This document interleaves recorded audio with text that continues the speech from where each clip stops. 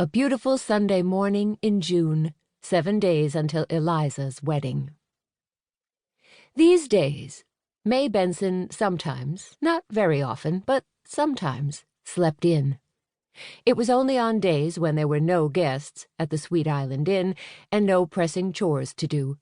Only on days when she didn't have plans to meet a friend for brunch or volunteer at the pet shelter or the soup kitchen, or if she'd stayed up late drinking a glass or two of wine on the front porch the night before. So, not very often, but sometimes. And that alone was a world of difference from what she'd done for the first 62 years of her life. As she entered year number 63, a lot of things were different. May was now the permanent co-owner and co-operator of the Sweet Island Inn, a beloved bed and breakfast on the beautiful island of Nantucket, just off the coast of Cape Cod.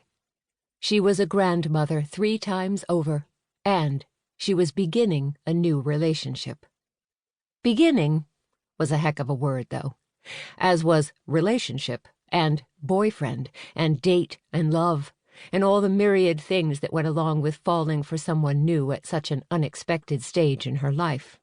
Just a few years ago, May would have thought that all those things had long since disappeared in the rearview mirror. Oh, how wrong she had been. Life came in circles, as it turned out. Seasons. And this was a beautiful springtime in her world, the kind where all the flower buds were just pushing their way up out of the topsoil.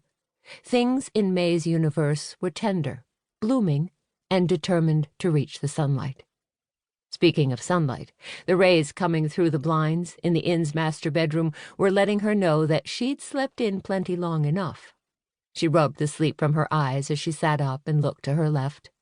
Her boyfriend, partner in crime, and fellow co-owner of the Sweet Island Inn, famed Irish novelist Dominic O'Kelly, was fast asleep next to her. Even unconscious, he looked the same as he always did, dapper, intelligent, reserved, with a soft smile playing across his lips. She decided to be kind and let him sleep in for a little while longer. He'd been up late last night, writing the first pages of his new novel.